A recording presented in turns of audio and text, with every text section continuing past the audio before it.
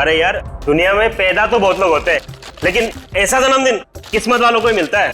ये बात तो है, साल के एक ही दिन में दो खुशियां मना सकते हैं, एक जन्मदिन की और एक क्रिसमस की। ये लड़की बड़ी किस्मत वाली है तो उसको ऐसे माँ बाप मिले। अरे दिल खोल के खर्च किया इन लोगों ने। एक बात कान खोल के सुन लो, मालिक ने जो जो कहा है सब पूरा हो जाना चाहिए। काम में किसी भी तरह की कमी नहीं होनी चाहिए, समझे? ये गिफ्ट बॉक्स तैयार हो गए? जी सर, थोड़ा सा बाकी है सर। अरे जल्दी जल्दी करो। जी सर। और ये क्या, एक क्रिसमस ट्री अभी तक तैयार नहीं हो गया? क्या कर रहे हैं आप लोग? सर लंच के बाद ये भी तैयार हो जाएगा, आप चिंता मत कीजिए। अरे चिंता की बात है, पार्टी बड़ी है और तुम लोगों ने कुछ गड़बड़ी की ना तो मालिक मुझे यहाँ रहने नहीं देगा और मैं तुम लोगों को, समझे?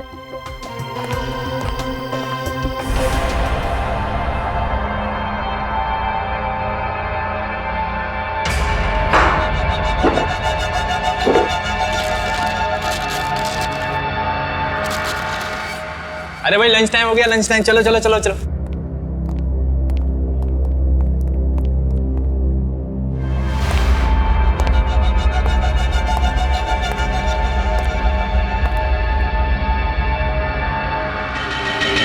भाई साहब नमस्कार, कश्यप बोल रहा हूँ।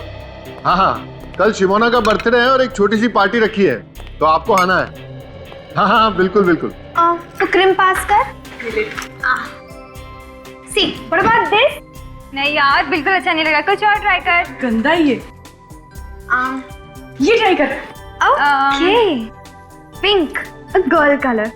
Pretty, no? No. Black? Black. I think better.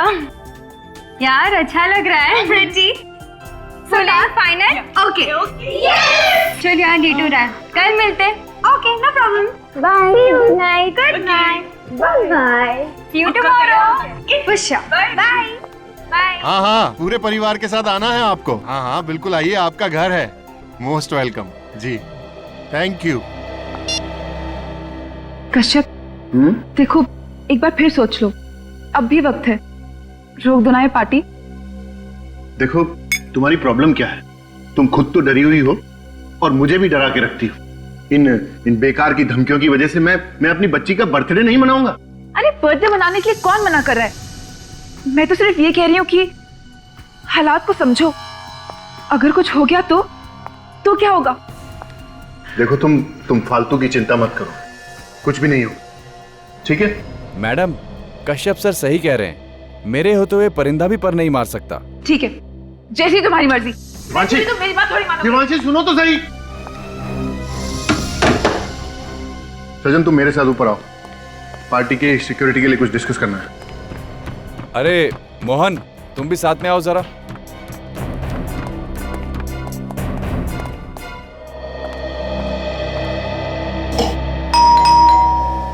मम्मा, पापा, काका।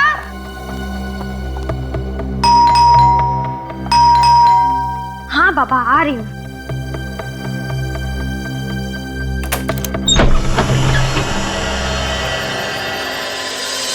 कोई भी नहीं है। हेलो, कोई है क्या? Hello,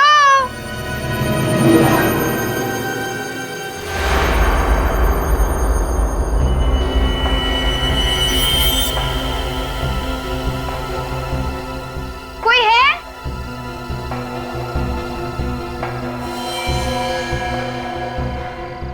happy birthday and merry Christmas to Shimon. Wow, but एक सेकंड, पर ये दिया किसने? कोई है यहाँ पे? हेलो? एनीवेज, जिस किसी ने भी दिया उसको बहुत बहुत शुक्रिया, थैंक यू।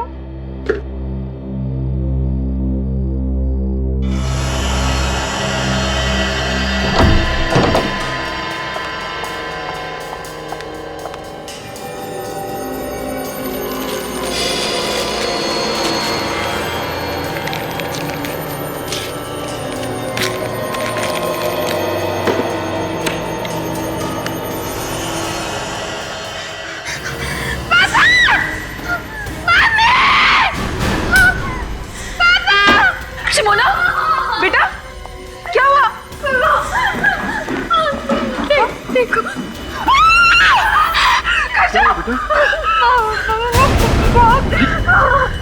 कहाँ मिला तुम्हें? दरवाजे को। Watchman, watchman! मैंने कहा था ना आपसे, कहा था ना मैंने। चुप चुप, एकदम चुप। ये कोई हमें डराने की कोशिश कर रहा है। कोई वॉचमैन! क्या हो साहब? ये कहाँ से आया घर में? पता नहीं साहब, मैंने किसी को अंदर आते हुए नहीं अरे देखा। तुमने नहीं देखा तो घर में कैसे आया ये? अरे क्या मालूम साहब। चुप, रोना नहीं, तुम जाओ अपने रूम में और तुम इसके साथ जाओ और ध्यान रखना इसका। आप टेंशन मत लीजिए सर, तुम मेरे साथ चलो। कश्यप, मुझे लगता है हमें सीआईडी को बुला लेना चाहिए। सीआईडी को? हाँ, सीआईडी को। अगर ये सब सीआईडी को बताऊंगा तो मेरे बारे में सब कुछ पता चल जाएगा। पता चल जाएगा कि मैं कौन हूं। भाई कुछ भी कहो, पार्टी का थीम तुमने बहुत अच्छा डिसाइड किया है, क्रिसमस। ऐसा है ना यार कि वो शिमोना बोली कि इस बार कुछ हटके होना चाहिए और ऊपर से क्रिसमस था, तो बस हम दोनों ने इनको मिला दिया। बाय। भाभी जी, इसे कहते हैं दिमाग।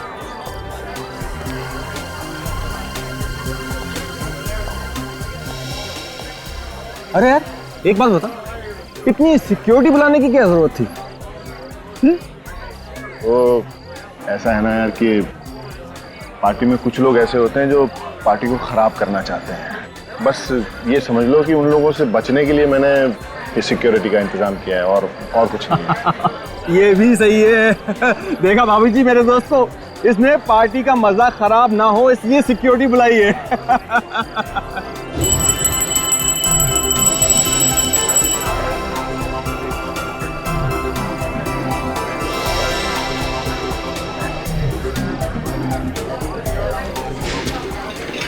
ये सब ध्यान से यहाँ पे रख दो।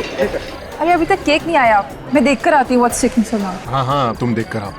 अच्छा, वो जो सिक्योरिटी वाला है वहाँ का, उसका ध्यान रखना। Okay sir. पापा कहाँ है?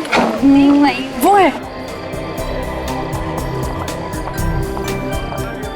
डैड, ये क्या चल रहा है? मेरी बर्थडे केक कहाँ है?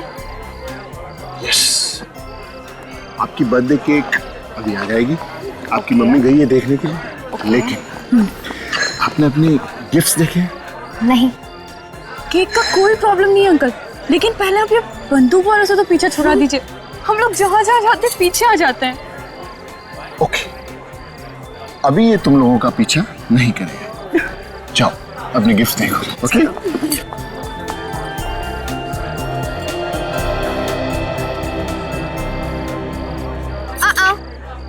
तुम दोनों मेरे गिफ्ट्स को हाथ नहीं लगाओगे।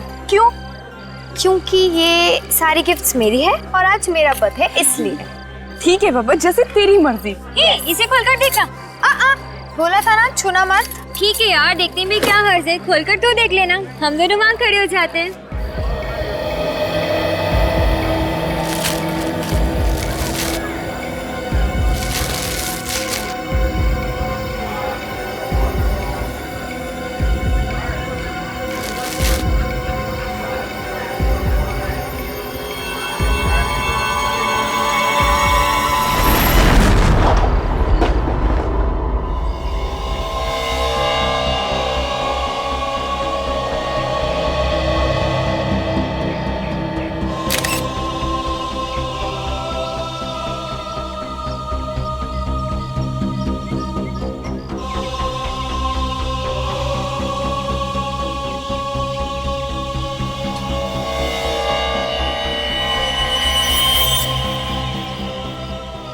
अजीब तरीके का बॉम्ब है, पूरे शरीर में लकड़ी की कीलें चुभी हुई हैं। एक काम करो, बॉडी को लेके जाओ। सर, चल, ये देखिए सर, बॉम्ब का टुकड़ा। हिम्मत से काम लो कश्यप। रुको, कहाँ लेके जा रहे हो मेरी बच्ची को? रुको सर हिम्मत से। प्लीज बच्ची को लेके जा रहे हो। प्लीज संभालिए अपने आप को, प्लीज। सर, मैं अपने आप को कभी माफ नहीं कर पाऊंगा सर, कभी माफ नहीं कर पाऊंगा। ये सब मेरी वजह से हुआ सर, ये सब मेरी वजह से हुआ। आपकी वजह से हुआ? कैसे? मेरी बीवी नहीं चाहती थी कि ये पार्टी हो। अगर मैं अपनी बीवी की बात मान लेता तो मेरी फूल सी बच्ची अभी जिंदा होती सर मेरे से। आपकी वाइफ ने इस पार्टी के लिए मना किया था? सर मना किया था उसने। कहाँ है आपकी वाइफ? सर वो भी कल से गायब है सर। वो पार्टी के बाद से गायब है, नहीं मिली मेरे को। गायब है? बॉम्ब ब्लास्ट होने के बाद जो भगदड़ मची उसके बाद से वो मुझे दिखी नहीं सर। पता नहीं कहाँ चली गई है वो। मिस्टर कश्यप, ब्लास्ट होने के बाद इतना टाइम हो चुका है, आपने अपनी वाइफ को ढूंढने की कोशिश नहीं की? सर क्या करता है सर, जिसके सामने उसकी बच्ची की लाश, छोटी बच्ची की लाश हो तो वो क्या करेगा सर? उसको क्या दिखेगा, क्या करेगा? वो सब खत्म हो गया मेरा। सर हिम्मत रखिए। सब लूट गया सर, मैं बर्बाद हो गया। इनको लेना चलिए।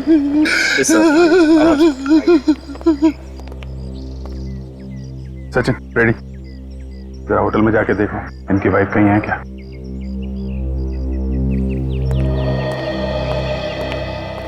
ये कैसे हुआ है सब? पता नहीं सर। पता नहीं? तुम कश्यप के सिक्योरिटी इंचार्ज हो ना? यहाँ पे ब्लास्ट हुआ है, क्या कर रहे थे तुम लोग? कैसे पता नहीं है? सर मैंने अपनी तरफ से पूरी कोशिश करी थी, एक एक आदमी को अंदर चेक करके जाने दिया था, सब कुछ ठीक ठाक था सर। पता नहीं अचानक ये सब कैसे हो गया। अगर तुमने चेक किया था तो पार्टी में बॉम्ब कहाँ से आया है? सर मुझे लगता है वो बॉम्ब पहले से ही पार्टी में रखा गया। ये क्या कह रहे हैं सर आप? यहाँ पहले से बॉम्ब कहाँ से आया? ये तो आप बताइए। यहाँ पे बॉम्ब ब्लास्ट हुआ है, इतने लोग घायल हो गए, एक बच्चे की मौत हो गई है। इधर उधर देखने से काम नहीं चलेगा मैनेजर साहब। कहाँ से आया बॉम्ब? सर बॉम्ब होटल के लोगों में से किसी ने रखा था, मैंने देखा था। शिमोना ने जैसे ही गिफ्ट बॉक्स खोला वैसे बॉम्ब फट गया था। गिफ्ट बॉक्स में था बॉम्ब? जी सर, सारे के सारे गिफ्ट शिमोना की डैडी की तरफ से थे और बॉक्सेस होटल वालों ने तैयार किए थे। ये सारे के सारे गिफ्ट बॉक्सेस आप लोगों ने ही तैयार किए थे ना? हाँ सर। जिन जिन लोगों ने गिफ्ट तैयार किए थे उन सबको बुलाइए।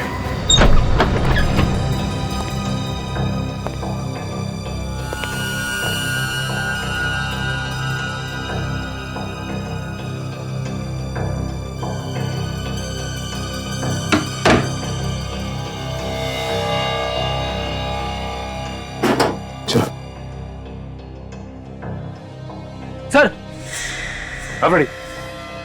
क्या हुआ? ये देखिए। माय गॉड, बाहर निकलो।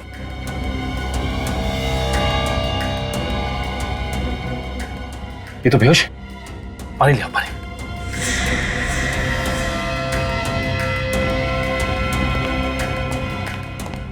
यस, संभाल के पानी।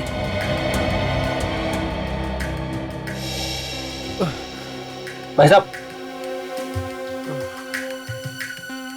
भाई साहब उठिए, उठिए। देखो तुम। अरे इसके सिर पे तो चोट लगी है। ये चोट कैसे लगी तुम्हें? साहब मारा किसी ने। किसने मारा तुम? चेहरा नहीं देखा साहब, पीछे से मारा। तुम यहाँ पे क्या करने आए थे? यूनिफॉर्म चेंज करने आया था। यूनिफॉर्म चेंज करने? हाँ साहब।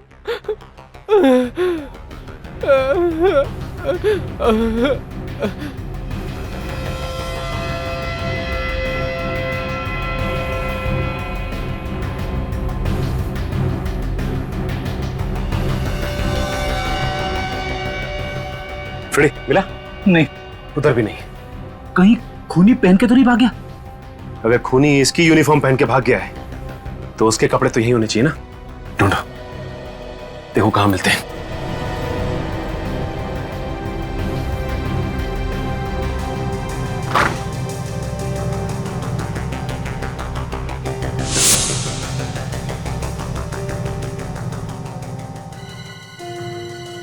फ्रेडी, ये देखो फ्रेडी,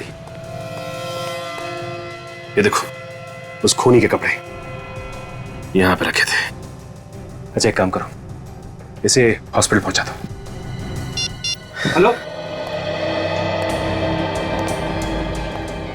साहब, हमने तो कुछ नहीं किया साहब, हम तो सिर्फ साहब गिफ्ट बॉक्स तैयार कर रहे थे साहब। बॉम्ब कहां से आया है? कहां से आया बॉम्ब? पता नहीं साहब, कहां से आया? एक बच्चे की मौत हो गई है और तुम्हें कुछ मालूम नहीं है? ये सब जानते हैं सर, इनमें से ही किसी ने बॉम्ब रखा है सर। हमने बॉम्ब नहीं रखा सर, ये सब झूठ है। ये सच है, हमें ये कपड़े मिले स्टोर रूम में से। किसके कपड़े हैं ये? सर ये कपड़े खूनी के, स्टोर रूम में एक स्टाफ का आदमी बेहोश पड़ा मिला सर। बेहोश था? हाँ सर, उसका नाम रंजन है। आपके स्टाफ में कोई रंजन नाम का आदमी है? हाँ सर है, मगर वो काम पे दिखा नहीं। दिखेगा कैसे सर, उसे किसी ने बेहोश किया, उसके कपड़े पहनकर निकल गया और अपने कपड़े छोड़ गया। काफी चालाक है खूनी। स्टाफ के कपड़े पहने ताकि किसी को शक ना हो, आसानी से बम रख के निकल गया।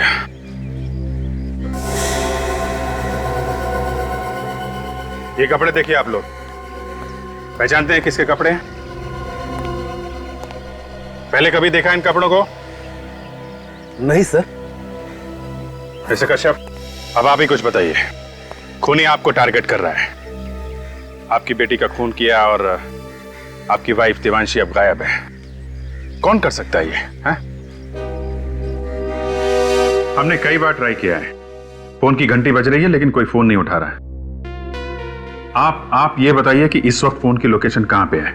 कहां पे है ये फोन? नंबर है 0128202010। या प्लीज जरा आप जल्दी कीजिएगा। Thank you, thank you. खूनी ने तुम्हें धमकी भी दी थी, फिर भी इतनी लापरवाही की तुमने? हाँ? अरे इस डॉल को देखते ही हमें फोन तो करना चाहिए था। गलती हुई है सर मुझसे, और उसकी सजा भी मुझे मिल गई। मेरी बेटी मुझसे छिन गई सर।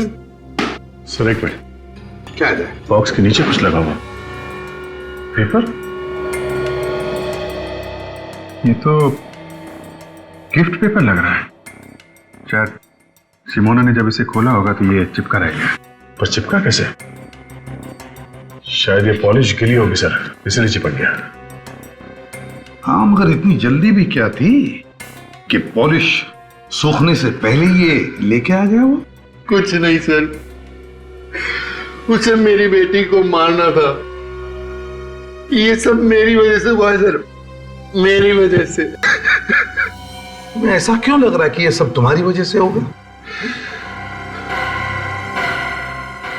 ये जो कुछ भी हो रहा है सर, उसके पीछे मेरा बीता हुआ कल है सर। बीता हुआ कल मतलब? मेरा बीता हुआ कल गुनाहों से भरा हुआ है सर। गुनाहों से? कैसे गुनाह? हैं? कैसे गुनाह? 15 साल पहले मैं एक चोर था सर, और मेरा एक पार्टनर हुआ करता था, बॉबी। कुछ साल पहले हमने एक धनवान आदमी के यहाँ पे चोरी की थी, सिर्फ चोरी। हमने किसी गरीब को तंग नहीं किया और ना ही किसी की जान ली। मगर उस रात जैसे ही उस आदमी ने शोर मचाया, हम लोग तो डर गए। मुझे तो समझ में ही नहीं आ रहा था कि क्या करूं। लेकिन बॉबी ये गलती कर बैठा। ये क्या किया तूने? मार डाला उसको। अरे छोड़ उसे, तू भाग।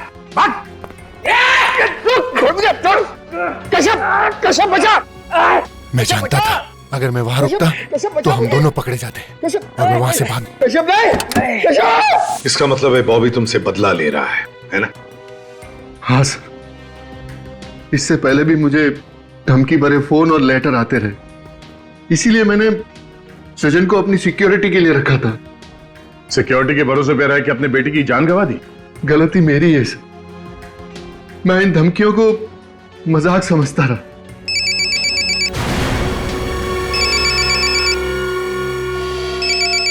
दिवांशी, बात करो मगर स्पीकर फोन ऑन करो। हेलो दिवांशी। अब तक जिंदा है,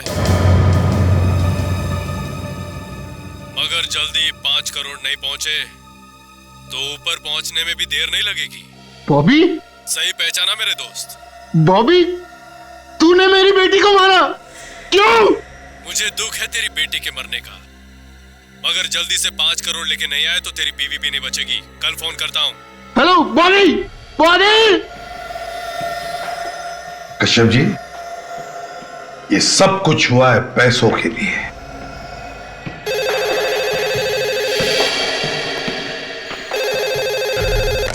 हेलो, फोन का पता चल गया? कहां पे? बोरीवली में कहां पे? Okay, thank you very much. Sir, phone की लोकेशन इस वक्त बोरीवली नेशनल पार्क के आसपास है। बोरीवली नेशनल पार्क के आसपास? विवेक, जाके पता लगा कहां पे छुपा के रखा है। Yes sir. मिस्टर कश्यप, ये बॉबी किस जेल में था? ये तो मुझे पता नहीं सर, लेकिन कुछ जुलाई 2006 में वो बामली से गिरफ्तार हुआ था। ठीक है, वो हम पता लगा लेंगे। अब आप जा सकते हैं। रेडी? इनके साथ जाओ। चलिए।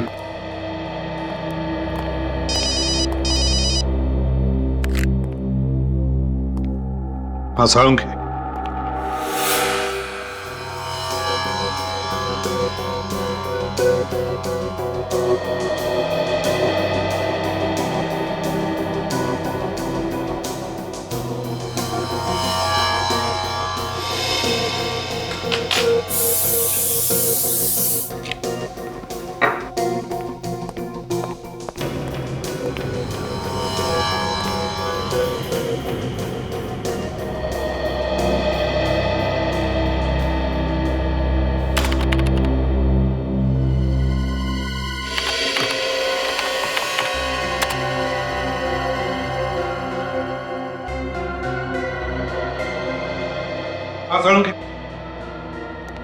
बम के बारे में क्या पता चला?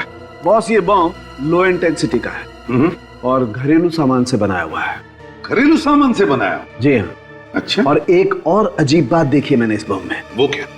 मैं बताता हूँ, आइए मेरे साथ।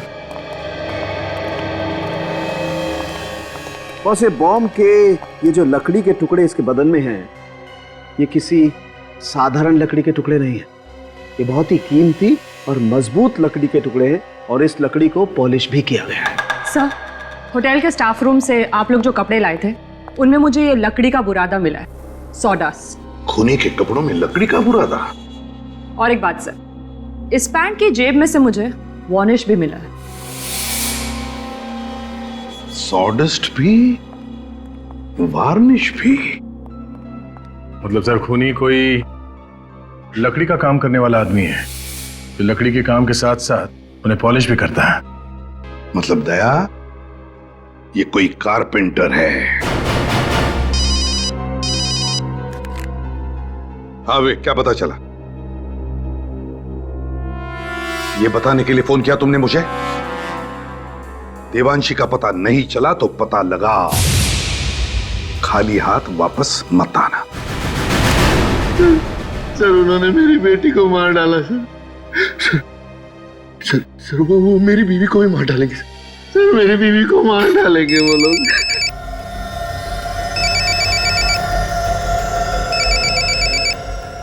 बात करो।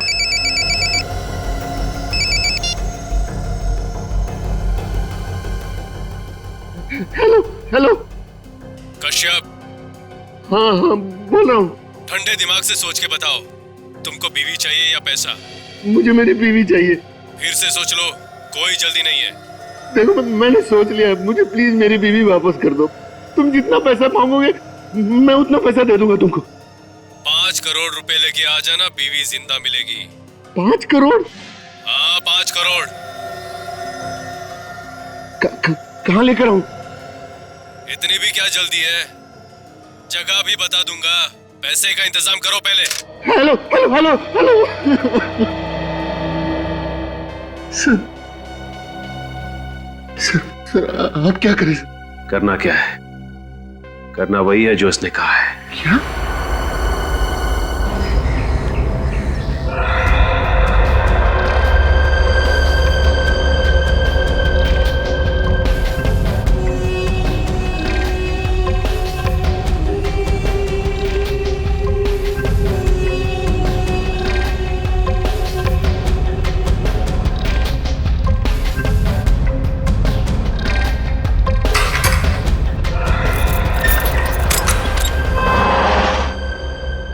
कैसे हो रंगा? मेरे को कैसे जानता है? तुम्हारी तो पूरी कुंडली है हमारे पास। कौन है तू? कौन है? सीआईडी। सीआईडी। सीआईडी, लो कमाल हो गई। अब तो सीआईडी भी मेरा हालचाल पूछने आने लगी। तुम्हारे साथ साथ तुम्हारे दोस्त बॉबी का भी हालचाल लेने आया। कौन बॉबी? वही जो जेल में तेरे साथ था, तेरा साथी। हाँ तो अभी कहाँ है वो? होगा अपने घर पे। घर पे नहीं है वो, इसीलिए हम तेरे पास आए हैं। तुझे सब कुछ मालूम है, बता कहाँ है वो? देखो साहब, आप लोग बेकार में अपना वक्त बर्बाद कर रहे हैं। मुझे कुछ भी नहीं मालूम, कुछ भी नहीं। सोच लो रंगा, 2 दिन के बाद तुम्हारा फैसला होने वाला है। अब तुम फांसी पे चढ़ना चाहते हो या सीआईडी की मदद करके जेल में रहना चाहते हो जिंदा? फैसला तुम्हारे हाथ में है।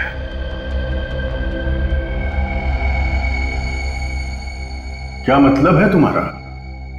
मतलब साफ है रंगा, अगर सीआईडी की मदद करोगे तो शायद तुम्हारी सजा थोड़ी कम हो जाए। गोरेगांव के नूतन चाल में देख लो, वो वहीं रहता है। वैसे मुझे पक्का नहीं मालूम। सचिन, वहां जाके पता करो, बॉबी है वहां पे। चल। अरे साहब, मैं मदद कर रहा हूं, मेरी सजा कम तो हो जाएगी ना। उसके लिए तुम्हें सुधरना होगा रंगा। अपराध का रास्ता छोड़ दो, एक अच्छा इंसान बन के दिखाओ।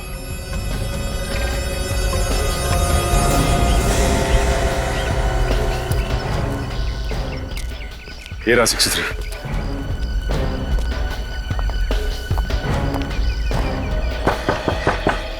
दरवाजा खुला है भाई, अंदर आ जाओ।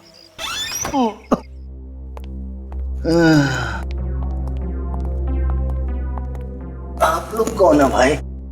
बॉबी तुम ही हो? जी हाँ, मैं ही हूँ। बॉबी, बात क्या ऐसा? कश्यप को जानते हो तुम? कश्यप?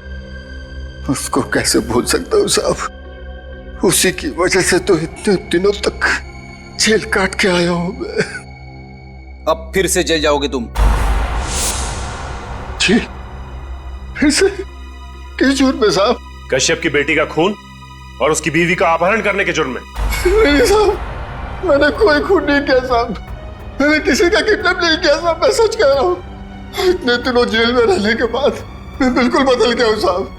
और वैसे भी एक बीमार आदमी किसी का क्या बुरा कर सकता है साहब। मैं 15 दिनों से काम पे भी नहीं गया हूँ साहब, आप चाहे तो पूछ लीजिए किसी से। क्या काम करते तुम?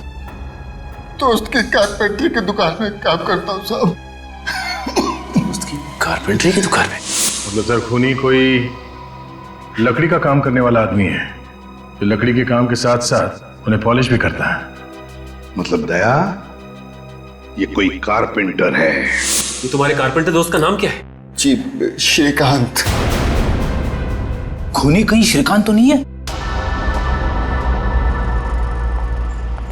अरे भाई साहब, ये हाँ, श्रीकांत कहाँ पे है? वो वहां सामने। अच्छा, वो सामने।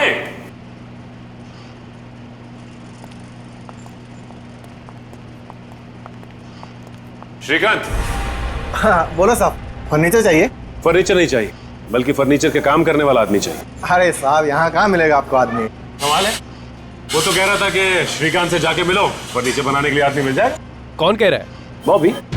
मगर आप लोग कैसे जानते हैं बॉबी को? वो जैसे तुम्हारा दोस्त है वैसे हमारा भी दोस्त है। हाँ ठीक है, लेकिन वो तो मामूली कारपेंटर है, उससे आपको क्या काम है? खून। खून? मैंने किसी का खून नहीं किया साहब। आप लोग हो कौन? सीआईडी। सीआईडी? जी हाँ, सीआईडी। तुमने कश्यप की बेटी का खून किया और उसकी बीवी को किडनैप करवा ली बॉबी के कहने पे। हाँ, मैं बोला बॉबी के कहने पे किसी का खून क्यों करूंगा? क्योंकि बॉबी तुम्हारा दोस्त और वो बीमार है, ये सिर्फ तुम जानते थे। और बॉबी और कश्यप का सारा इतिहास ये भी सिर्फ तुम ही जानते थे। बाबू कश्यप के बारे में हमेशा बातें करते रहता था, ये बात तो कोई भी बता सकता है। तो फिर और कौन हो सकता है वो? मालूम नहीं मैडम। मालूम नहीं है? जरा ये कपड़े देखो, पता है ये कपड़े किसके? आप जानते हो? देखा है? नहीं साहब। देखो, ना करने से काम नहीं चलेगा। ये खूनी आप लोगों के बीच का ही कोई है जो लकड़ी का काम अच्छी तरह से जानता था। और ये कपड़े उसी कारपेंटर के, ध्यान से देखो, बताओ। नहीं साहब, याद नहीं है।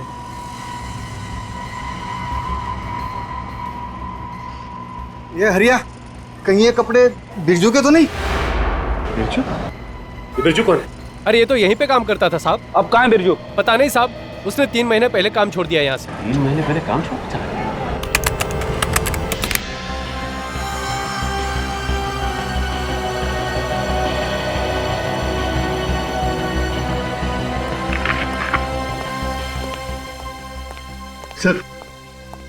सर मुझे बहुत डर लग रहा है सर। कहीं उस किडनैपर ने मेरे सारे पैसे ले लिए और मेरी बीवी के साथ कुछ कर दिया तो। देखिए मिस्टर कश्यप, आप घबराइए मत। किडनैपर्स को पैसे ऐसे नहीं दिए जाएंगे, पूरे इंतजाम के साथ दिया जाएगा। और वो किडनैपर बहुत खतरनाक आदमी है सर। उसने मेरी आंखों के सामने मेरी बेटी को मार डाला सर, और पार्टी में इतने लोगों के बीच में उसने मेरी बीवी को गायब कर दिया। हाँ, चालाक तो है वो, पर सीआईडी से बच के जाएगा कहाँ?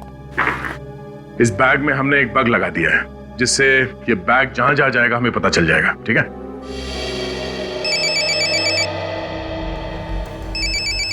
किसका फोन है? पता नहीं सर, कोई अननोन नंबर है सर।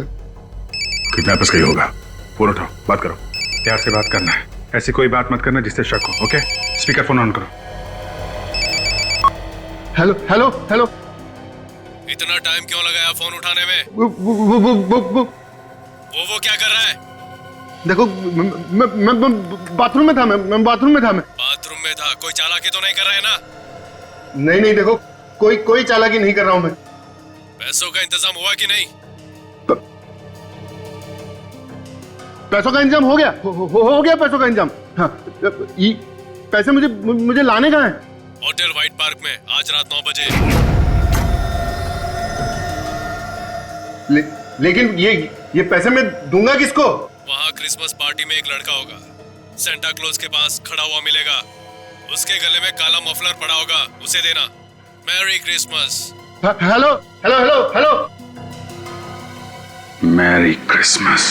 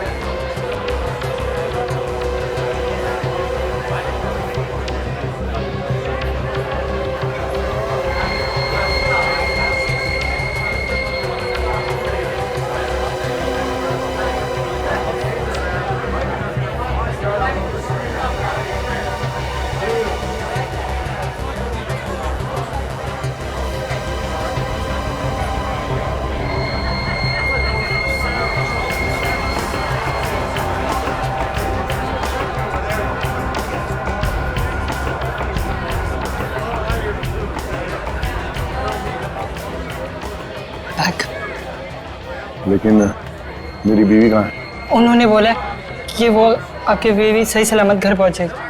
बैग दीजिए ना प्लीज।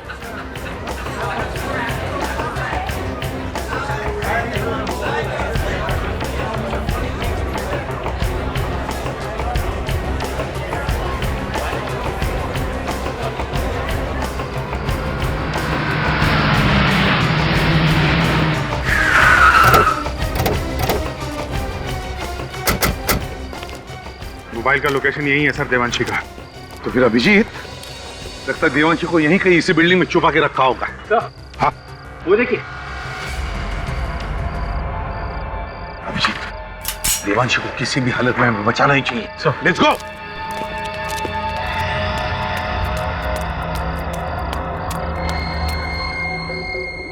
से तो अभी भी चल रहा है। चाहे कुछ भी हो सर, मुझे ये लड़का मासूम लग रहा है। हाँ, कोई मजबूरी होगी, पैसों के लिए काम कर रहा है बेचारा।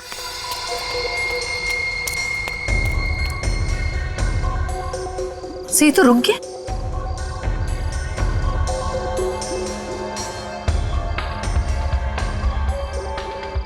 आसपास ही होगा, ज्यादा दूर नहीं गया। हाँ,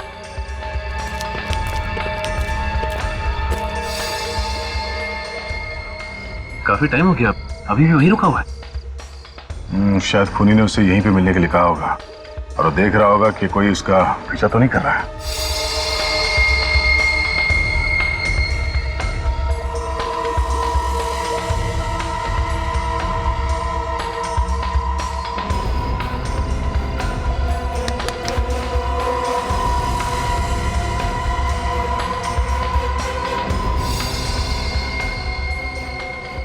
गुड बॉय।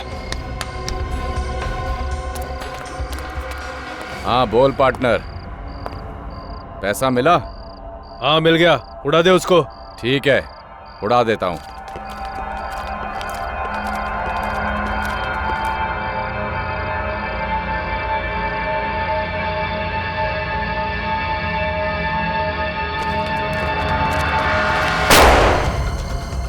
अभिजीत, देवांशी जिंदा हो सकती है, नीचे चलकर देखते, जल्दी चलो।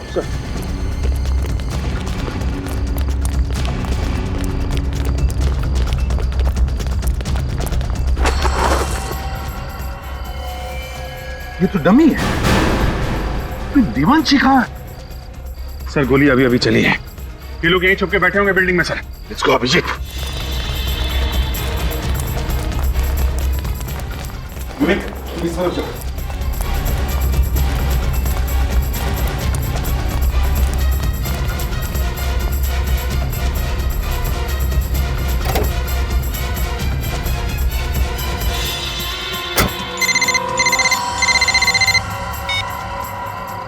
हेलो।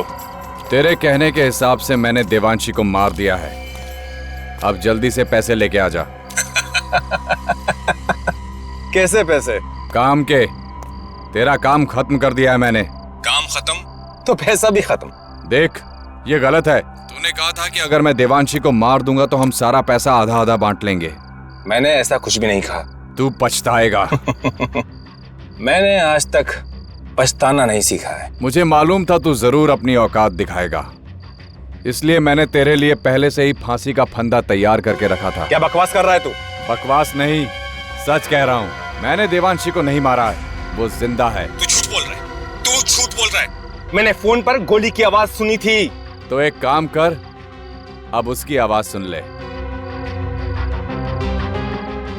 बोल। कौन हो तुम लोग? क्यों पकड़ के रखा है मुझे?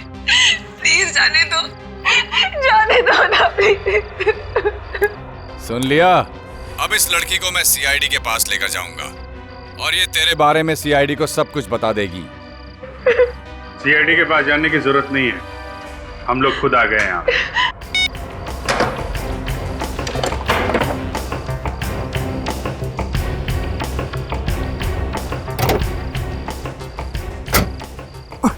हमसे मिले बिना कहाँ भाग रहे थे? सर मैंने कुछ नहीं किया, यकीन कीजिए, मैंने कुछ नहीं किया। तुमने कुछ नहीं किया? नहीं किया। अरे सृजन जी, रक्षक खुद भक्षक बन गया। मैंने कुछ नहीं किया। मैंने कुछ नहीं किया। मैंने कुछ नहीं किया। कुछ नहीं किया मैंने। कुछ नहीं किया, इसलिए भाग रहे हो? हम नहीं मारा शमोना को। अरे क्या बिगाड़ा था मेरी बेटी ने तुम्हारा? क्यों मार डाला उसे? पैसे के लिए, लोगों के साथ जो धोखा करके पैसा कमाया है, वो पैसा चाहिए था मुझे। पैसा चाहिए था तो मुझसे कहते, मैं तुम्हें अपना सब कुछ दे देता। तुम सृजन, तुम तो सिक्योरिटी ऑफिसर थे ना कश्यप के, हिफाजत करने वाला ही खूनी बन गया। जिसका नमक खाया उसी के साथ गद्दारी। शर्म नहीं आई तुम्हें? कैसी शर्म? शर्म तो इन्हें आनी चाहिए। अपने ही पार्टनर को धोखा दिया। धोखा दिया इसका मतलब ये तो नहीं कि तुम बदला लेने के लिए किसी की जान ले लोगे। हाँ? मुंह लटका के बैठने से कोई फायदा नहीं है। बताओ कैसे बनाया प्लान? मैंने बॉबी और कश्यप के काले कारनामों के बारे में सुन लिया था श्रीकांत से। इसलिए तुम कश्यप को ब्लैकमेल करने लगे? हाँ। और ये इलेश, ये कहां से आ गया बीच में? इलेश ने मुझे फोन पे धमकी देते हुए सुन लिया था कश्यप को। और फिर इलेश तुम्हें ब्लैकमेल करने लगा? जी, मैंने इलेश को फिरौती की रकम में आधा हिस्सेदार बना दिया। लेकिन कश्यप हमारी बातों को मजाक में ले रहा था। इसलिए शिमोना को मार दिया ताकि कश्यप डर जाए और पैसे दे दे। जी हाँ।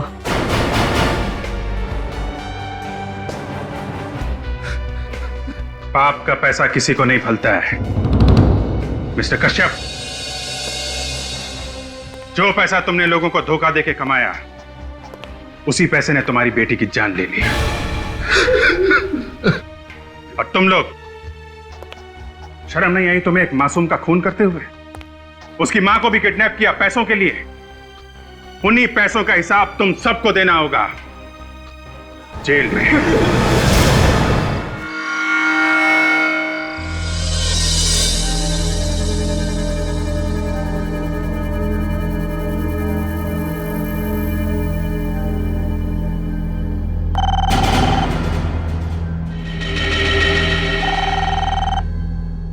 अपनी रात गई, किसका फोन है?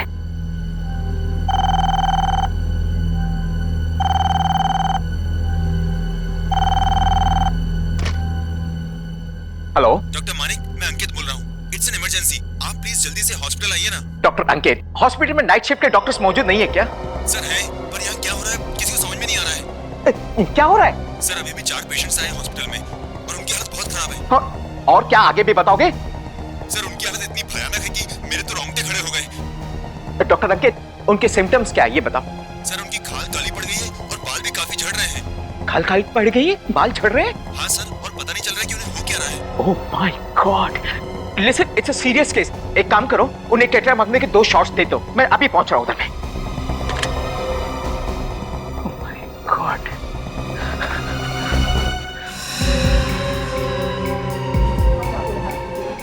Thank you sister.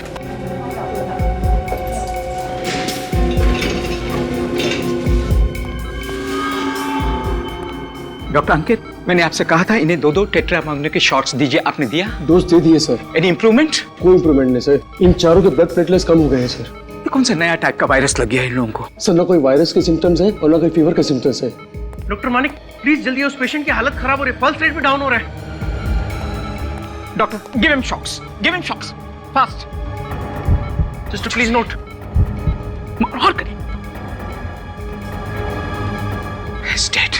Doctor Manik please आइए, उनकी भी हालत खराब है।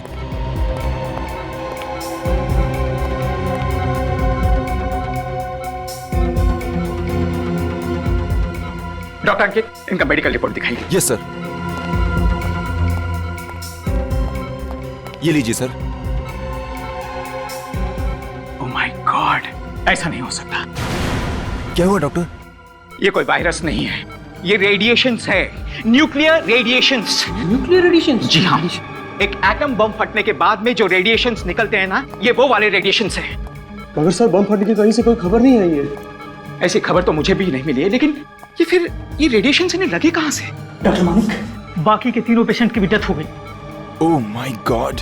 डॉक्टर्स, लिसन केयरफुली, सबको यहाँ से खाली करवाइए। Come on all of you please. You all quick quick quick, वरना ये दूसरों में फैल गया तो बहुत बड़ी तबाही हो जाएगी। कम ऑन, खाली कीजिए, everybody out out out.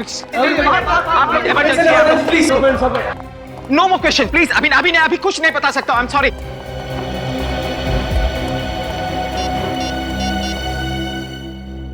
Hello CID, सुनिए, मैं डॉक्टर मानिक बोल रहा हूँ, सुविधा हॉस्पिटल से। सर यहाँ 4 पेशेंट्स आए थे, वो न्यूक्लियर रेडिएशन के शिकार हुए।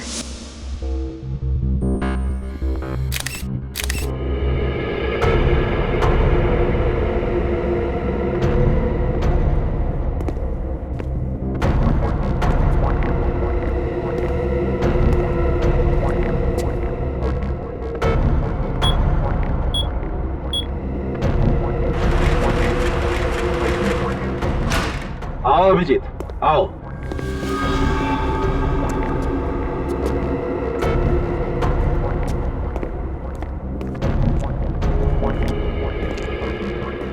Yes sir. ये हॉस्पिटल वालों का कहना ठीक ही लगता है डॉक्टर सालुंके। देखते ही लगता है कि इन चारों की मौत न्यूक्लियर रेडिएशन की वजह से ही हुई है। हाँ बॉस, ये चारों बहुत ही जबरदस्त पावरफुल रेडिएशन के शिकार हो गए। हाँ सर, इनके हाथों को देखिए। हाथों के ये निशान से साफ पता चलता है कि इन्होंने जरूर कोई रेडियो एक्टिव पदार्थ को अपने हाथों से पकड़ा है। और कोई आम आदमी रेडियो एक्टिव मटेरियल के इतने नजदीक पहुंचा कैसे? ये पहली कुछ समझ में नहीं आ रही है। यू डोंट वरी डॉक्टर, ये पहले हमारे सीआईडी ऑफिसर सुलझाएंगे। अभिजीत, जैसा कि तुमने देखा और जैसा कि तुमने सुना, ये चारों हाई पावर रेडियो एक्टिविटी की वजह से मरे हैं। तो सर, ये रेडिएशन क्या इतनी तेजी से फैलता है कि इंसान अपना बचाव नहीं कर सके? नहीं, इसका असर तो धीरे धीरे ही होता है। पहले इनकी चमड़ी काली पड़ने लगती है, एक नौशिया जैसा होने लगता है, गला सूखने लगता है जैसे उल्टी हो जाएगी। सर, ये सारे सिम्टम्स तो वायरल के भी हो सकते हैं ना? यू आर राइट, यही तो प्रॉब्लम है। इसी की वजह से बॉस, इन लोगों ने इन सिम्टम्स को अवॉइड कर दी। अगर वक्त पर इलाज करवा लेते तो शायद ये चारों लोग बच जाते। पर क्योंकि इलाज वक्त पर नहीं हुआ, उन खतरनाक रेडिएशन ने इनके बॉडी के ब्लड प्लेटलेट्स को तहस नहस कर दिया। और अभिजीत, क्योंकि इनके ब्लड प्लेटलेट्स एकदम खत्म हो गए थे, इसलिए इनकी इम्यून पावर जो है वो एकदम जीरो हो गई थी। अरे बाप रे बाप, इतना भयानक रेडिएशन! भगवान किसी के दुश्मन को भी ऐसी दर्दनाक मौत न दे। लेकिन ये रेडिएशन की इंटेंसिटी, पावर कितनी है? अबाउट 60 आइसोटॉप, जो कि बहुत ही ज्यादा पावर है। एक आम आदमी के इतने हाई रेडिएशन के कांटेक्ट में आना अनकॉमन, अचंभे की बात है। ये इतना पावरफुल रेडिएशन या तो न्यूक्लियर लैब में या एटॉमिक लैब में ही होता है, क्योंकि वहीं पर इस रेडियो एक्टिविटी का इस्तेमाल होता है। तो ठीक है डॉक्टर साहब, लेकिन ये चारों तो आम आदमी दिख रहे हैं और न्यूक्लियर लैब तो काफी कॉन्फिडेंशियल और हाई सिक्योरिटी वाली जगह पे होती है। तो ये चारों वहाँ पहुँच कैसे गए? या तो ये वहाँ पहुँचे होंगे या फिर रेडिएशंस एटॉमिक लैब से निकलकर शहर की तरफ आ रहे होंगे। और बॉस, अगर ये रेडिएशन शहर की तरफ आया है तो ये पूरे शहर के लिए बहुत ही खतरनाक बात है। अगर इन चारों को वो रेडिएशन किसी और जगह हुआ है तो वो खतरनाक रेडिएशन और भी लोगों को अपना शिकार बना सकता है, पूरे शहर में तबाही हो जाएगी। ऐसा हो सकता है अभिजीत, ये रेडियो एक्टिव पदार्थ बहुत ही खतरनाक होता है। ये सब्सटेंस इतना खतरनाक होता है कि इसका रेडिएशन सब कुछ खत्म कर देगा, हवा, पानी, जमीन सब कुछ खा जाएगा। हमें जल्द से जल्द इसे रोकना होगा। जितनी भी अथॉरिटीज है सबको इन्फॉर्म कर दो, रेड अलर्ट कर दो। सर, समझ में नहीं आ रहा है, वो लोग इतने खतरनाक रेडियो एक्टिव वेव्स के कांटेक्ट में आए ही कैसे होंगे? वही तो विवेक, वही तो। ऐसे रेडियो एक्टिव पदार्थ सिर्फ न्यूक्लियर लेबोरेटरीज या फिर एटॉमिक लेबोरेटरीज में ही रखे जाते हैं, और वो भी पूरी की पूरी सिक्योरिटी, जहां तक कोई आम आदमी पहुंच भी नहीं सकता। समझ में नहीं आता ये लोग उन पदार्थों तक पहुंचे कैसे पहुंचे। हॉस्पिटल की फाइल में लिखा था कि उन चारों में से एक, विकास, उस स्क्रैपयार्ड का मालिक था, बाकी तीन उसके यहाँ काम करने वाले थे। स्क्रैपयार्ड मतलब पुराना सामान, कबाड़, रद्दी? तो कहीं ऐसा तो नहीं कि स्क्रैपयार्ड वालों ने पुराना सामान खरीदा हो इन लोगों से? सर, कहीं ऐसा तो नहीं कि उस सामान में कोई ऐसी चीज आ गई होगी जिसके अंदर से ये खतरनाक रेडियो एक्टिव वेव्स निकल रही है? हाँ, शायद यही हुआ होगा, और उन बेचारों को पता भी नहीं चला होगा, क्योंकि ऐसे पदार्थों में से जो किरणें निकलती है वो ना किसी को सुनाई पड़ती, ना किसी को दिखाई पड़ती है, ना इन किरणों को कोई गंध होती है। जो भी इनके दायरे में आ जाएगा उसके लिए सिर्फ मौत ही लिखी होती है, एक खतरनाक दर्दनाक मौत। सर, अगर वो लोग वहां पे मरे हैं तो और भी लोग मरे होंगे? हाँ, और भी लोग मरे होंगे, मगर उन बेचारों के बारे में अब तक किसी को पता भी नहीं चला होगा। विवेक, एक काम करो, कंट्रोल रूम को फोन करो और उनको इन्फॉर्म करो कि राजापुरी को बहुत बड़ा खतरा है, लेवल 6 का खतरा। ये सर, लेवल 6 का? हाँ, लेवल 6 का खतरा, जो टेररिस्ट अटैक से भी बड़ा खतरा होता है। जब हिरोशिमा नागासाकी पर एटम बॉम्ब गिरा था तब 10 सेकंड के अंदर 10 लाख से भी ज्यादा लोग मर गए थे और मीलों तक शहर खाक हो गया था। सर, इसका मतलब यहाँ भी ऐसा होने वाला है? निखिल, भले ये एटम बॉम्ब नहीं है, लेकिन ऐसे रेडियो पदार्थों को ना हम जला सकते हैं ना गाड़ सकते हैं, क्योंकि अगर हमने इसे जमीन में गाड़ा तो जमीन में से हजारों सालों तक जमीन में से वैसी ही खतरनाक किरणें निकलती रहेगी। क्या?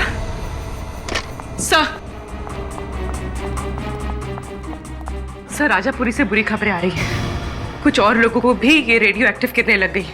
माय गॉड, कहीं ये किरणें सारे शहर को तबाह न कर दें, इसी बात का डर था। राजापुरी के आसपास का 50 किलोमीटर का एरिया खाली करवाओ 50 किलोमीटर का एरिया। बी केयरफुल ऑफिसर्स, कुछ भी हो जाए किसी भी परिस्थिति में आप अपने प्रोटेक्टिव गैस नहीं उतारेंगे। अब हमें स्पेक्ट्रोमीटर से पता चलेगा कि रेडिएशन इस यार्ड से निकल रही है कि नहीं। सब लोग फैल जाओ और अपने अपने कार्ड से देखते रहना। रेडिएशन बढ़ती जा रही है।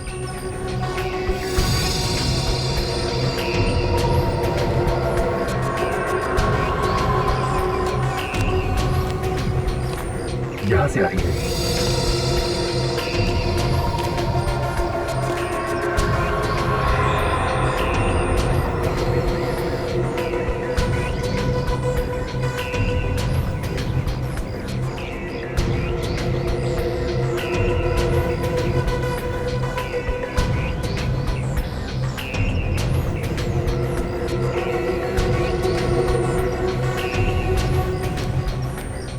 रीडिंग ये बता रही है कि हम लोग रेडिएशन के बहुत करीब पहुंच गए हैं। बहुत करीब है? या सचिन, काजल, सब लोग इधर आओ।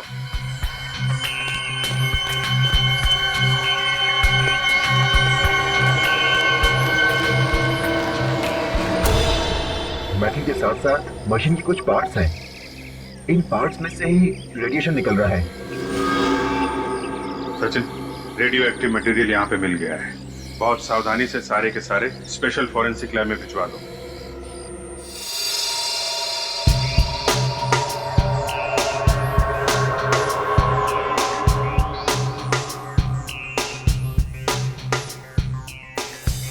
ये सब गामा मशीन के पुर्जे हैं। माना कि सारे पार्ट्स नहीं है, लेकिन ये पुर्जे आधी गामा मशीन बनाने के लिए तो काफी है। ये गामा मशीन किस काम आती है? इनका इस्तेमाल एटॉमिक और न्यूक्लियर लैब्स में पार्ट्स को टेस्ट करने के काम आता है। ऐसे खास मशीन के पुर्जे स्क्रैप यूनिट। जिस किसी ने भी ये भूल की है ना, उसे लापरवाही का मेडल मिलना चाहिए। कितनी जाने जा सकती है इस भूल से? वाकई बहुत बड़ी भूल है। इस तरीके के पुर्जे मामूली तौर पर डिस्पोज ऑफ नहीं करने चाहिए। किसी एटॉमिक पावर डिपार्टमेंट के किसी हाईली एक्सपर्ट को बुलाना चाहिए। इस तरह से डिस्पोज ऑफ करना तो बहुत ही गलत बात। सर इसमें कुछ लगा हुआ है। लगा हुआ है? क्या लगा हुआ? इसमें यूरेनियम लगा हुआ है। यूरेनियम? यूरेनियम पार्टिकल्स और यूरेनियम रेडियो एक्टिव आइसोटॉप। इसमें से रेडिएशन निकल रहा है सर। अभी भी निकल रहा है? इसमें अभी भी रेडिएशन निकल रहा है। मतलब जिन लोगों ने इस कलपुर्जों को हाथ लगाया होगा, वो ट्रांसपोर्ट वाला, वो मजदूर जिन्होंने इन्हें उठाया होगा, वो सबके सब रेडियो एक्टिविटी के शिकार बन गए होंगे। बिल्कुल। इतनी खास मशीन के पुर्जे स्क्रैप यार्ड में आए कहां से? स्क्रैप यार्ड की रिसीट बुक लेके आओ। दरवाजा तो खोलिए sir.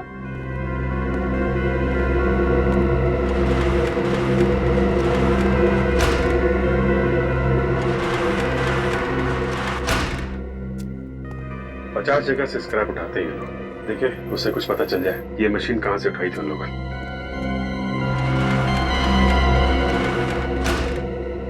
Sir, metal traders, cycle की दुकानें, कार गैराज है, एल्युमिनियम डीलर्स, एक साइंस कॉलेज भी है। कॉलेज? सर कि ये सारे के सारे पार्ट्स साइंस कॉलेज की लैब से तो नहीं है, लेकिन सर कॉलेज की लैब में इतनी खतरनाक मशीन हो सकती है? हो सकती है फ्रेडी। कई बार कॉलेज वाले अपने स्टूडेंट्स को डिमॉन्स्ट्रेट करने के लिए ऐसी मशीनें रखते हैं। काजल, यस सर। कॉलेज में फोन करके देखो कोई रेडियो एक्टिविटी का शिकार तो नहीं हो। Okay sir. I hope college में कोई इस रेडिएशन का शिकार ना हो। स्टूडेंट्स, टीचर्स, न जाने कितनी मासूम जिंदगी है। अरे फ्रेडी सर, मेरी प्रॉब्लम मैं कब से नोटिस कर रही हूँ। आप उस हाथ को बार-बार छू। पता नहीं, हाथ में जलन हो रही है सर। हाथ में जलन हो रही है? हाँ। बाहर आओ मेरे साथ, चलो बाहर आओ। बाहर चलो। आइए सर। अरे ग्लव्स उतारो तुम्हारे। ओह माय गॉड, क्या हुआ सर? जिसका डर था वही हुआ। ये मामूली रैशेस नहीं है। ये देखो, ये हाथ पर ये काले काले धब्बे, ये तो रेडियो एक्टिविटी के सिम्टम्स हैं। रेडी, तुमने किसी चीज को हाथ लगाया था? नहीं सर। याद करो, जरूर कुछ ना कुछ छुआ होगा तुमने। ये क्या है?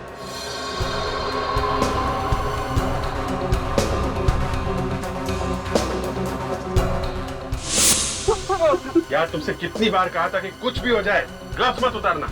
जमीन पे कुछ चीज पड़ी हुई थी, ठीक से उठा नहीं पा रहा था, इसीलिए ग्लव्स उतार दिया। क्या ग्लव्स निकाल लिए यार?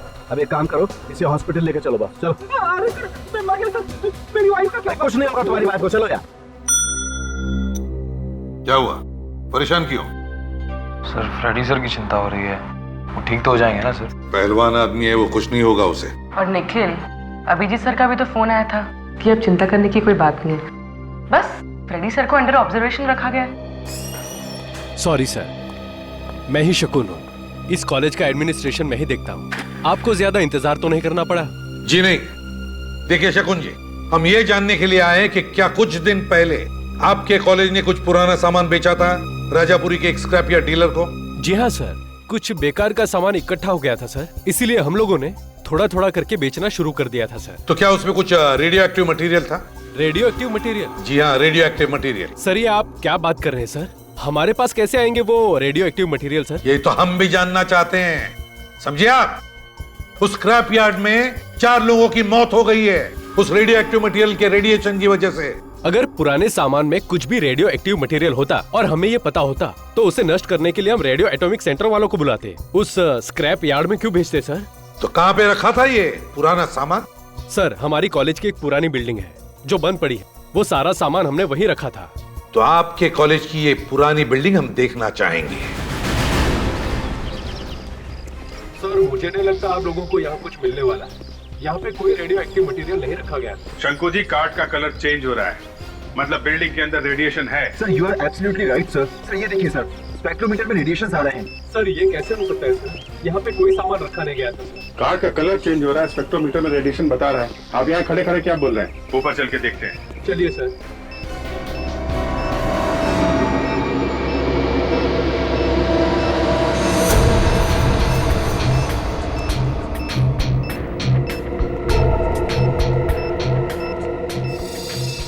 सर रेडिएशन की संख्या बढ़ती जा रही है। इसका मतलब वो रेडियो एक्टिव मटेरियल यहीं कहीं आसपास होगा। Yes sir.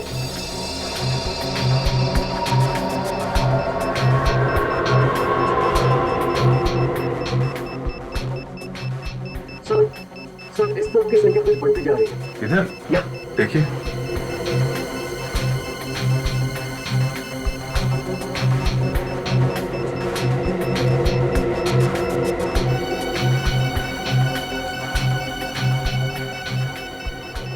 आप यहाँ सर इस बॉक्स से रेडिएशन ज्यादा आ रही है। बॉक्स में? जरा खोलिए box. Oh my God, sir ये गामा मशीन बनाने के पार्ट्स है सर। गामा मशीन बनाने के पार्ट्स है? इसका मतलब वो मशीन यहाँ पे थी, कहाँ से आई? सर मुझे वाकई मालूम नहीं सर, इतनी खतरनाक चीज मैं इस कॉलेज की बिल्डिंग में क्यों रखूंगा सर? आपने नहीं रखी तो किसने रखी? कौन कौन आता है आपके अलावा यहाँ पे? सर यहाँ पे तो कोई भी आ सकता है सर, आप देख रहे हैं बिल्डिंग खाली है सर। सर मुझे लगता है कोई बाहर वाला रख के चला गया होगा सर। यहाँ आने का तो ये एक रास्ता है? सर 2 रास्ते हैं सर, एक जो हम अभी सामने से आए हैं और एक दरवाजा इस तरफ जो हमेशा बंद रहता है सर। चलो दिखाओ। आइए सर, आइए सर, आइए। अरे ये ताला कहाँ गया? आपकी बिल्डिंग है और आपको पता नहीं यहाँ पे क्या हो रहा है?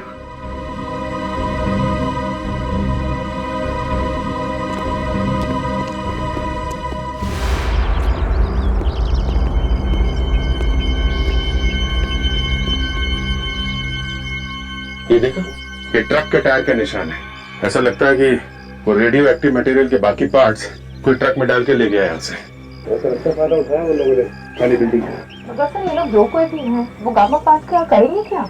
जो कोई भी है उनके मंसूबे ठीक नजर नहीं आ रहे हैं। अगर वो पार्ट्स किसी गलत हाथों में पड़ गए तो आने वाली तबाही का तुम लोग अंदाजा भी नहीं लगा सकते। ये कैसे हो सकता है? हो ही नहीं सकता है। इतना खतरनाक रेडियो एक्टिव मटेरियल उस कॉलेज की पुरानी बिल्डिंग में छुपा के रखा था और कॉलेज अथॉरिटीज को पता तक नहीं।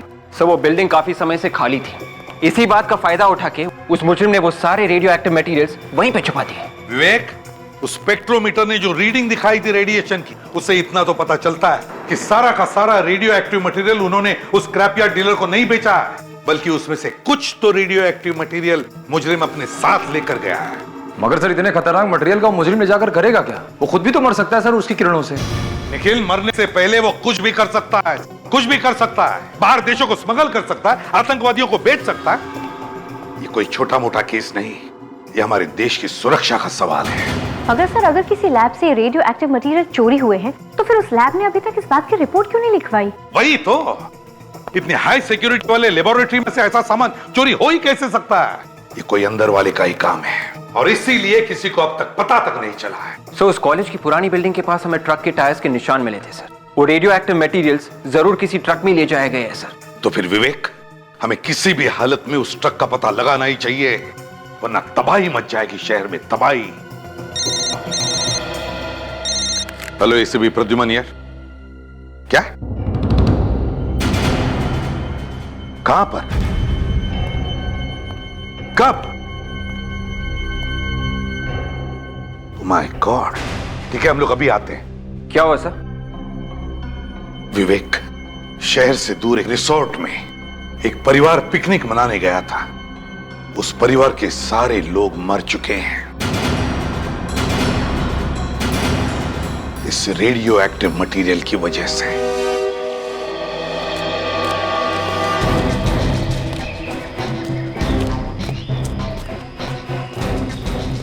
आइए सर, यही वो जगह है जहां उस परिवार की मौत हो गई। सर साहब आप यही रुकिए।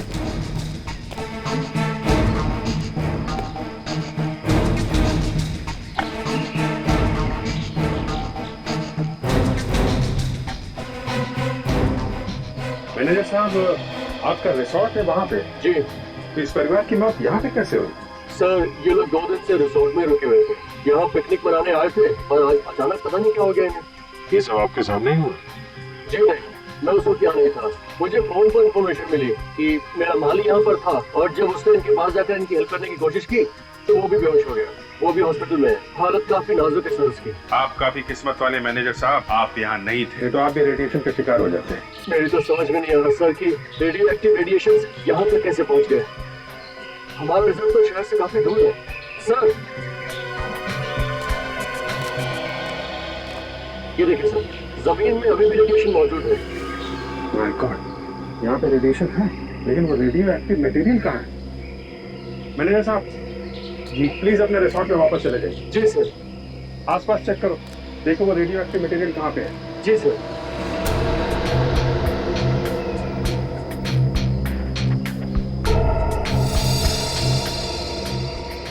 सर, वो देखिए सर, वहाँ कुछ है।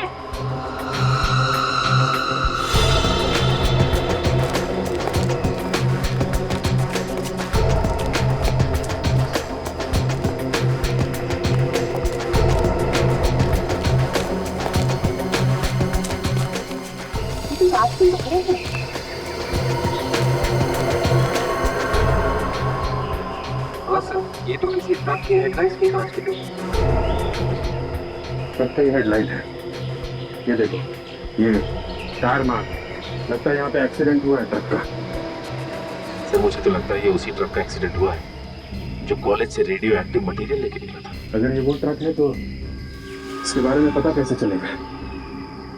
वहाँ पीछे बाबूमल गांव में एक पुलिस चेक पोस्ट है। अगर ये ट्रक वहां से इस तरफ आया तो उस चेक नाके पे जरूर पता चल जाएगा। Let's go there. सर।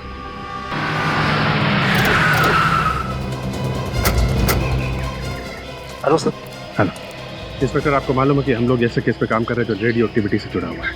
मतलब उसमें लोग न्यूक्लियर एक्शन की वजह से मर रहे हैं। जी हाँ, ये खबर पूरे शहर में फैल चुकी है। 12 बजे से 1 बजे के बीच में यहाँ से कोई ट्रक गुजरा था क्या, जिसका आगे एक्सीडेंट हुआ पिकनिक स्पॉट पे? जी हाँ, सीजन फैमिली रिसोर्ट्स के पास हादसा हुआ था। हमारे कुछ ऑफिसर्स हादसे वाली जगह पर गए थे और सर हमें इन्फॉर्मेशन मिली है कि जो ऑफिसर हादसे वाली जगह पर गए थे उनकी तबीयत अचानक खराब हो गई। उनकी तबीयत खराब हो गई? जी हाँ। अभी कहाँ है वो लोग? हॉस्पिटल में भर्ती है सर। अभी कैसे है वो लोग? पूरी तरह से ठीक नहीं है, लेकिन पहले से बेहतर है। उनकी तबीयत इसलिए बिगड़ी है इंस्पेक्टर कि जिस ट्रक का एक्सीडेंट हुआ है उसी में वो रेडियो एक्टिव मटेरियल ले जाया जा रहा था। ओह माय गॉड। आपके पास उस ट्रक का नंबर है? जी हाँ सर, आइए।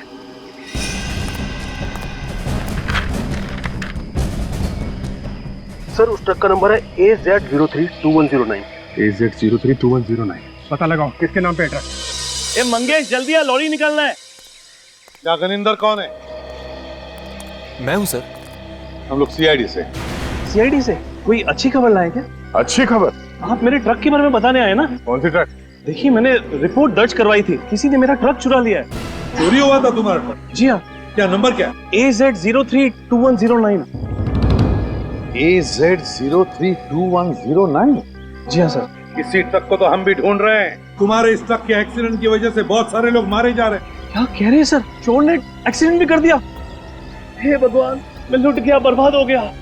कब चोरी हुआ तुम्हारा ट्रक? 2 दिन पहले सर। 2 दिन पहले? नरेंद्र जी, 2 दिन पहले आपके ट्रक में खतरनाक सामान ले जाया गया, जिससे काफी लोग मर गए। आप ऐसे ही गुनाह से हाथ धो नहीं सकते, समझे? ट्रक में सामान डालने से पहले आप देखते नहीं कि क्या सामान लेके जा रहे हैं वो लोग। कौन से खतरनाक सामान की बात कर रहे हैं आप? Radio active material. रेडियो? जी हाँ, रेडियो एक्टिव मटीरियल। सर किस सामान की बात करें, मैं समझ नहीं पा रहा हूँ सर। ट्रक तुम्हारा ही था ना? सर ट्रक मेरा था, पर सामान मेरा नहीं था सर। शायद उन लोगों ने खतरनाक सामान मेरे ट्रक पे डाल दिया, जिन्होंने ये चुराया था सर। सर 2 दिन पहले एक आदमी ने इस ट्रक की बुकिंग की, आखिरी वक्त पे बुकिंग कैंसिल कर दी। आखिरी मिनट में बुकिंग कैंसिल कर दी? जी हाँ, और सर ट्रक यहीं पर था, उसी रात को चोरी भी हो गई। बड़ी लंबी प्लानिंग की है मुजरिमों ने। पहले इसका ट्रक बुक किया ताकि और कोई बुक ना करे, और फिर आखिरी मौके पर ट्रक का बुकिंग कैंसिल कर दिया और ट्रक यहीं पर खड़ी हो गई बिना भाड़े के। फिर रात को उन्होंने उस ट्रक को चोरी कर दिया। और सर सीधे वो लोग यहाँ से ट्रक लेकर उस कॉलेज की पुरानी बिल्डिंग में गए। वहाँ पर रेडियो एक्टिव सामान लोड कर दिया और हाईवे पर निकल गए। लेकिन उन्होंने ये नहीं सोचा था कि ट्रक का एक्सीडेंट भी हो सकता है। कहाँ पे खड़ी थी ट्रक तुम्हारी? आइए सर मैं बताता हूँ। चलो दिखाओ।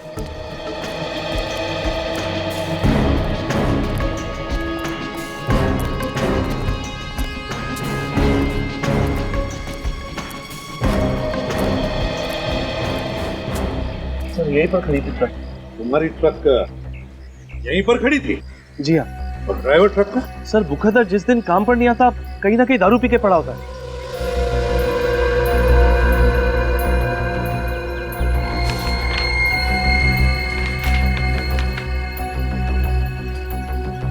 पेस्ट्री का बॉक्स है सर, पेस्ट्री कॉर्नर का बिल भी है। तुम्हारा ड्राइवर दारू के साथ पेस्ट्री खाता है? हम मजाक कर रहे हैं साहब, ढाबे पे खाने वाले आदमी को पेस्ट्री से क्या मतलब है? ये पेस्ट्री का बॉक्स यहाँ पर कैसे आया? तो शायद चोर ने पेस्ट्री खाई है ट्रक चुराने से पहले। जरा काम करो, पेस्ट्री कॉर्नर पर जाओ, पूछताछ करो, देखो क्या पता चलता है। ऐसा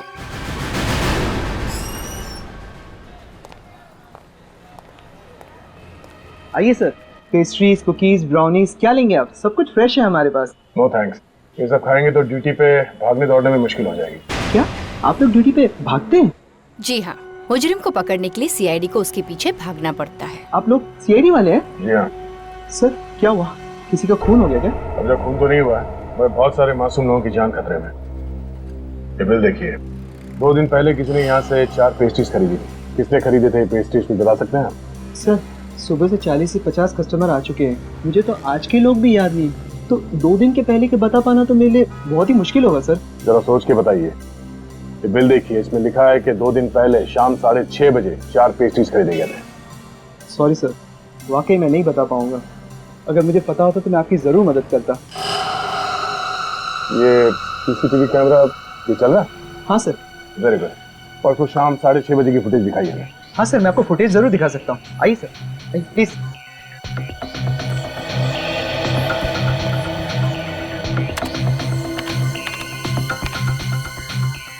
देखिए सर,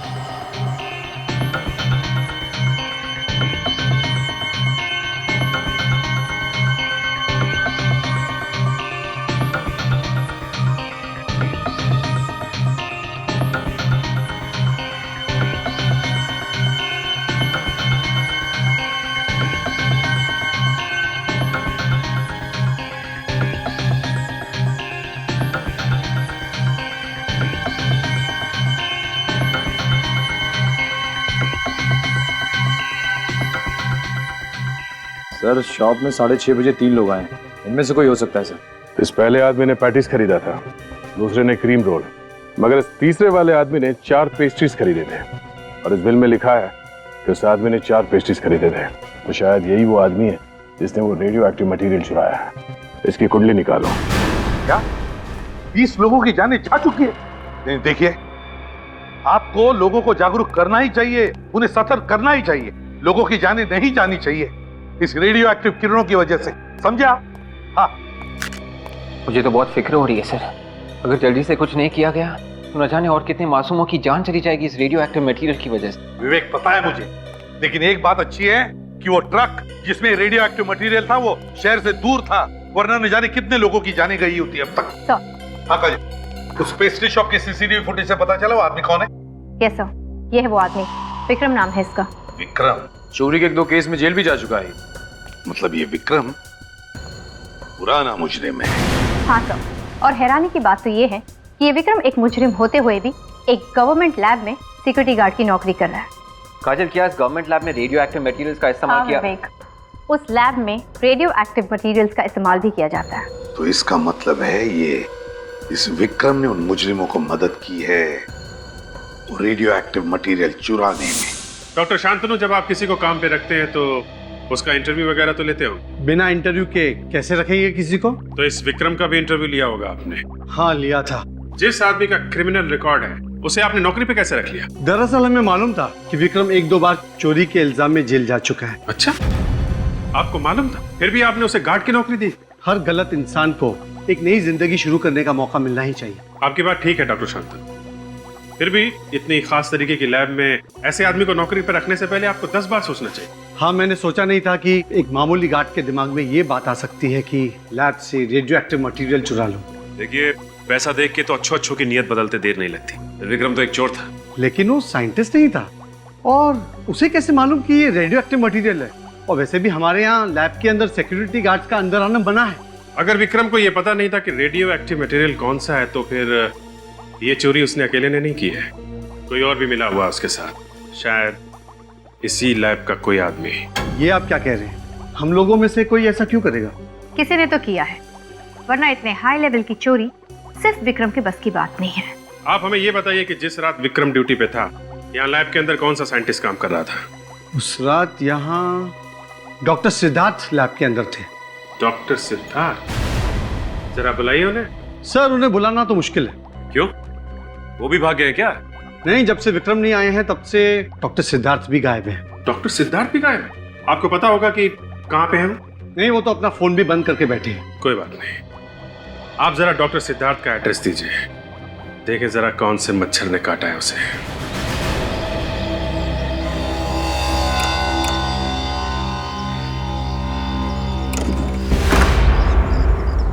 सिद्धार्थ? सिद्धार्थ?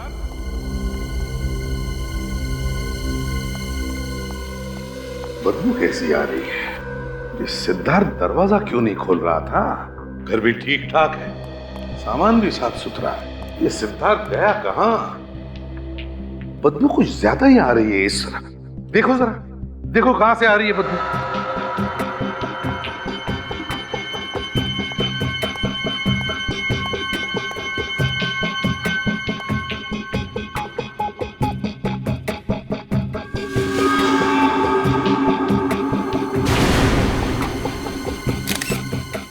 सर। हाँ, तो बदबू यहाँ से आ रही है सर। ओ, इस पीछे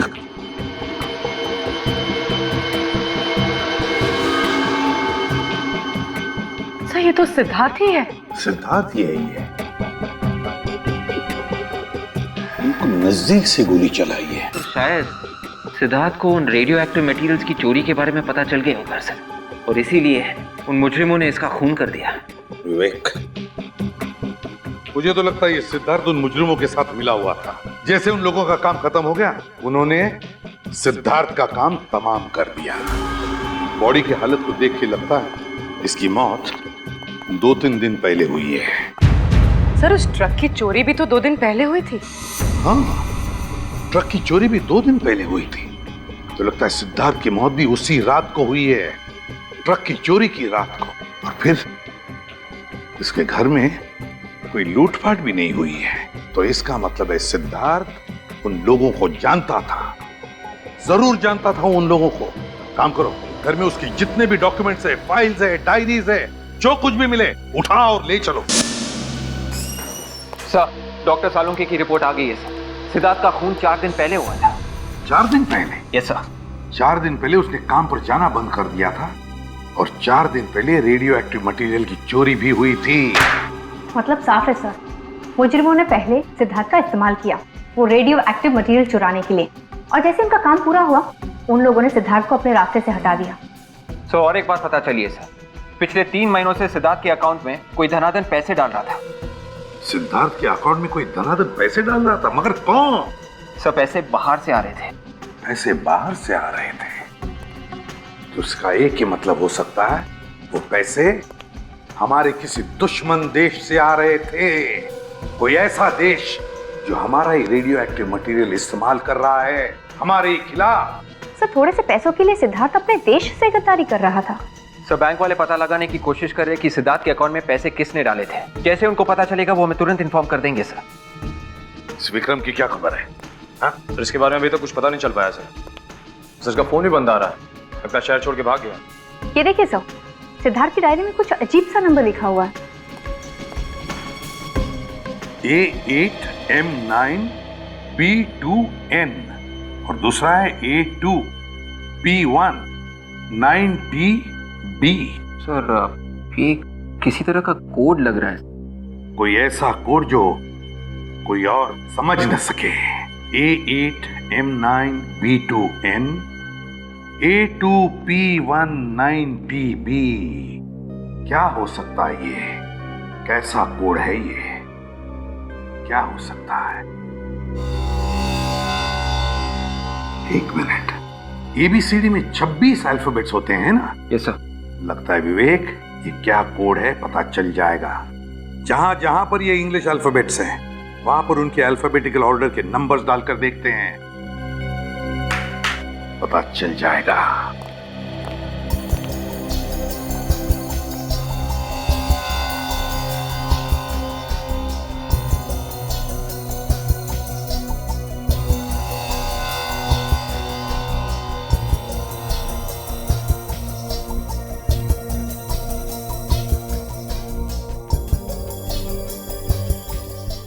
अब देखते हैं। ए का अल्फाबेटिकल ऑर्डर में नंबर है 1, 8, M ABCDEFGHIJKL M 12 और 1 13, फिर है 9। बी का नंबर है 2 और N। अगर M 13 है तो N का नंबर है 14 1 4। तो नंबर है 18139221 सर ये तो विक्रम का मोबाइल नंबर है।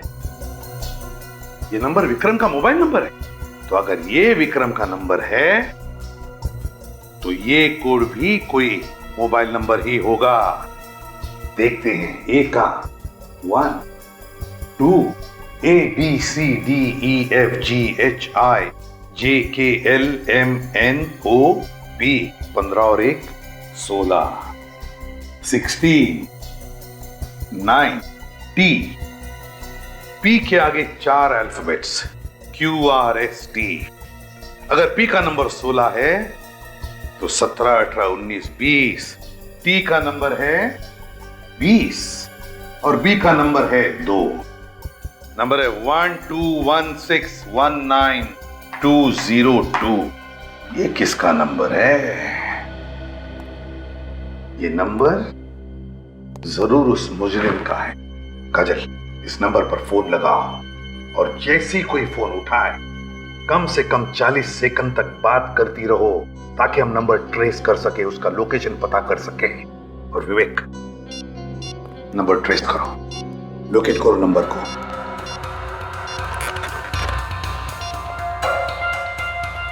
रिंग हो रही।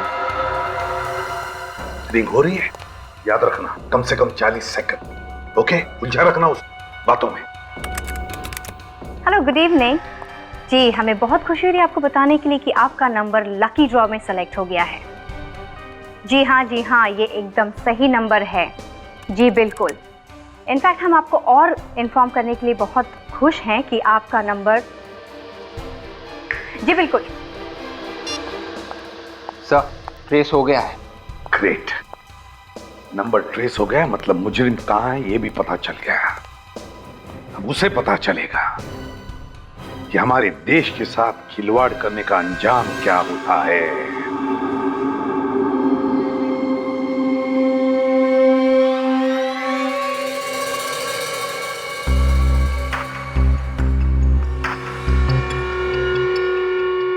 ये तो कोई अड्डे जैसी जगह है। होशियार रहना, गन्स निकालो। निखिल, सिद्धार्थ की डायरी में विक्रम के नंबर के अलावा जो दूसरा नंबर था वो यहीं पर ट्रेस हुआ है। लोकेशन ये बता रहा है। फोन लगाओ तुम्हारे फोन से उस नंबर पर।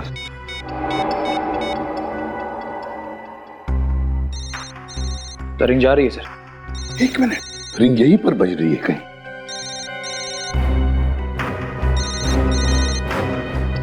ये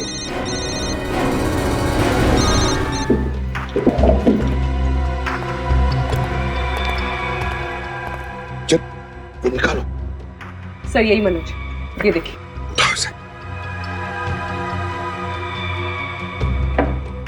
देखो जिंदा है क्या? सर जिंदा है। पानी देखो, पानी देखो जल्दी। पानी।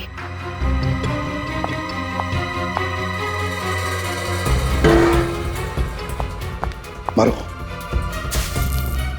मनोज। मनोज। पानी। नहीं मनोज, हम लोग सीआईडी से। आज आप लोग नहीं आते, मैं शायद बच नहीं पाता। चुप। सिद्धार्थ के साथ तुम भी मिले हुए थे ना? वो रेडियो एक्टिव सामान गवर्नमेंट लेबोरेटरी से चुराने में क्या मिला? उसके बदले में तुम्हें छोड़कर गए ना, तुम्हें बांधकर मरने के लिए। बहुत बड़ी गलती हो गई साहब। आज तक तो मैं छोटी मोटी चोरियां किया करता था, लेकिन आज पहली बार बहुत बड़ा पाप हो गया साहब। तुम्हारे इस गुनाह की वजह से सैकड़ों लोग अपनी आखिरी सांसें गिन रही हैं, समझे? मैंने सोचा कि ये चोरी भी और चोरियों की तरह ही होगी। अगर मुझे पता होता कि इन सब में आतंकवादी भी शामिल हैं, तो मैं उनका कभी साथ नहीं देता साहब। क्या कहा? आतंकवादी? हाँ साहब, मुझे नहीं पता था कि ये बाबू ये सारा सामान आतंकवादियों को बेचने वाला है। मेरा शक सही था। कौन है ये बाबू? कौन है ये बाबू? जल्दी बताओ, बताओ जल्दी। बाबू मेरा पार्टनर है साहब।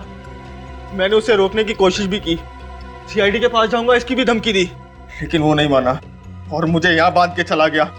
तो बता, कब होने वाला ये सौदा आतंकवादियों के साथ?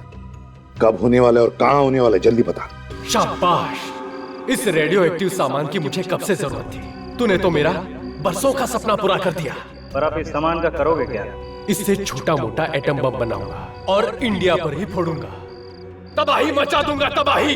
तड़प तड़प के मरेंगे यहाँ के लोग। तू यहाँ से जल्दी निकल जा, तेरे को मैं इसकी खबर पहुंचा दूंगा। क्या? तुझे और तेरे साथियों को मैं विदेश पहुंचा दूंगा। कुछ नहीं होगा तो मैं कुछ नहीं। हम तो ठीक हैं, पर हमारे देशवासियों का?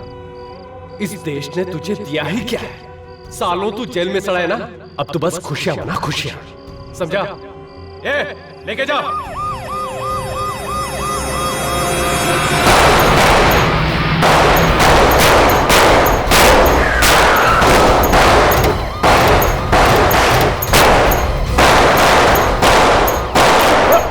पे रुकना।